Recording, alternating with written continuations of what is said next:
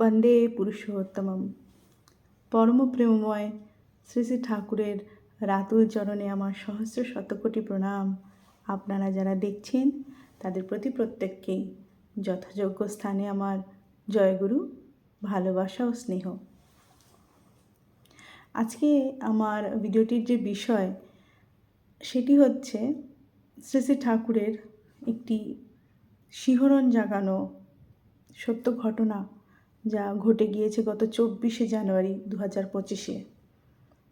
আপনারা হয়তো শুনেছেন, কিন্তু আপনাদের সঙ্গে নাম ভাগ করে আমি থাকতে পারছি না।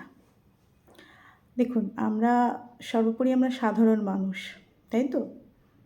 এবার মানুষ হয়ে যখন কোনো দেব দেবী ভগবান এই সম্বন্ধিত চিন্তাধারা আসে, তার আগেই তাদের লীলা, তাদের চমৎকার এই সমস্ত মাথায় ঘোরাফেরা করে। বর্তমানে কলিযুগে শ্রী শ্রী ঠাকুর অনুকূলচন্দ্র, যিনি স্বয়ং নারায়ণের অবতার, নররূপে কল্কি অবতার,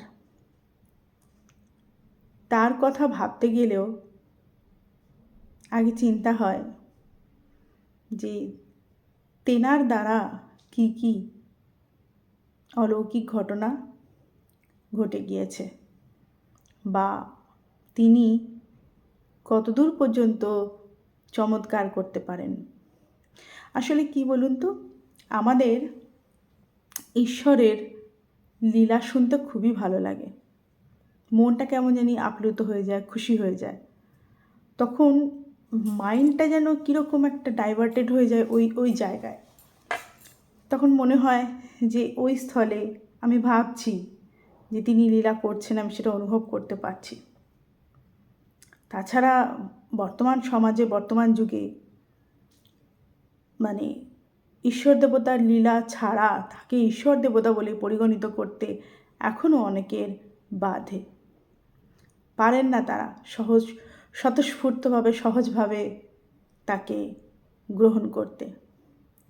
তাই আশ্রয় নিতে হয় লীলা করলে তবেই সাধারণ মানুষ বুঝতে পারেন যে তিনি লীলাময়, তিনি ভগবান। তেমনি একটি ঘটনা আপনাদের সঙ্গে আমি শেয়ার করে নিচ্ছি, যেটি খুব রিসেন্ট ঘটেছে 2025-এর 24শে জানুয়ারি। স্থানটি হচ্ছে ত্রিপুরার খোয়াই লালছড়ার। তো সেখানে শ্রী শ্রী ঠাকুরের একটি শ্রীমন্দির গঠিত হয়েছে। তো ঠাকুরের যে বিগ্রহ, সেটির ওজন হচ্ছে 750 কুইন্টাল। তো এই 750 কুইন্টাল বিগ্রহ বানানোর পর 4তলা মন্দিরের সর্ব উপরে, একদম 4তলাতেই ওনাকে স্থাপন করার কথা, ঠাকুরকে ওখানে স্থাপন করার কথা। তো সকাল থেকে 10 থেকে 12 জন ব্রাহ্মণ মিলে, ওই দাদারা মিলে চেষ্টা করেন যে তাকে 4তলায় নিয়ে যাওয়ার জন্য, শ্রী শ্রী ঠাকুরের শ্রী বিগ্রহকে। তাই সেই বিগ্রহ যখন দাদারা অতীব কষ্টে তোলার চেষ্টা করেন, মাত্র প্রথম 1তলা অবধি তারা উঠতে পেরেছেন, আর উঠতে পারেননি। তো এই 1তলায় উঠতে গিয়ে ওনাদের যা ভোগান্তি হয়েছে, যা কষ্ট ওনারা পেয়েছেন, তারপরে তাদের দ্বারা 4তলায় শ্রী শ্রী ঠাকুরকে স্থাপন করা সম্ভব হয়নি। তো সেই সকাল থেকে সন্ধে 7টা 10 বেজে গিয়েছে, তখনও ঠাকুর নিচে 1তলায়।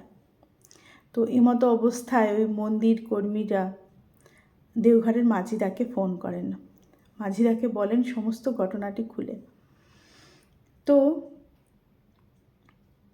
সেখান থেকে মাঝিদা আচার্যদেব দাদার কাছে সমস্তটা নিবেদন করেন।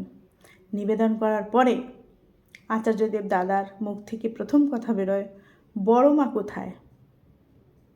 আগে বড় মাকে নিয়ে যাও, স্থাপন করো, তারপরে ঠাকুর। এই কথাটি মাঝিদা যখন ওই ত্রিপুরার ওই লালছড়ার কর্মীদেরকে জানান, লালছড়া মন্দিরের কর্মীদেরকে জানান, তো ওনারা প্রথমেই নিয়ে চলে যান বড় মাকে।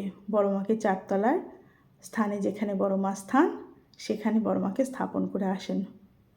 আশ্চর্যভাবে বড় মা স্থাপিত হওয়ার পরেই ওই 750 কুইন্টালের বিগ্রহ আর ভারী ছিল না, হালকা হয়ে গিয়েছিল, তার কোনো ভারী ছিল না।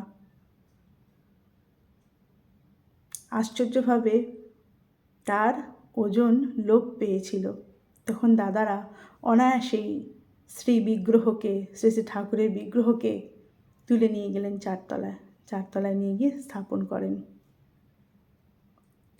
তাহলে আপনারা বলুন, এই যে ঘটনাটি ঘটল, এই শিহরণ জাগানো যে ঘটনা, এই ঘটনাটি থেকে আপনারা কি শিখলেন, কি বুঝলেন? ঠাকুর আমাদের এখনও কি বার্তা দিতে চেয়েছেন?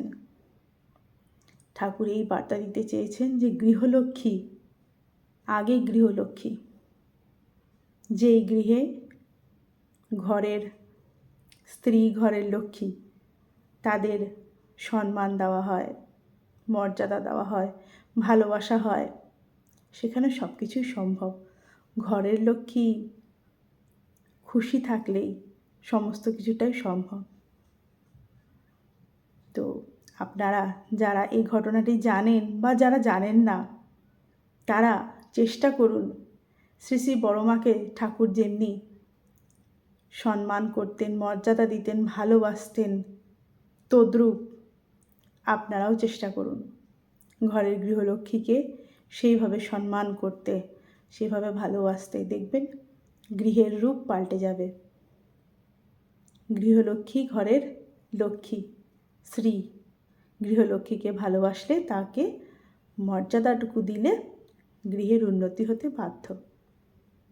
আসুন একটাই কথা বলি, তার আদর্শে চলি, তার কথা বলি, তাকে ভালোবেসে, অন্য কিছু নয়, শুধু তিনি। জয়গুরু। সকলে ভালো থাকবেন।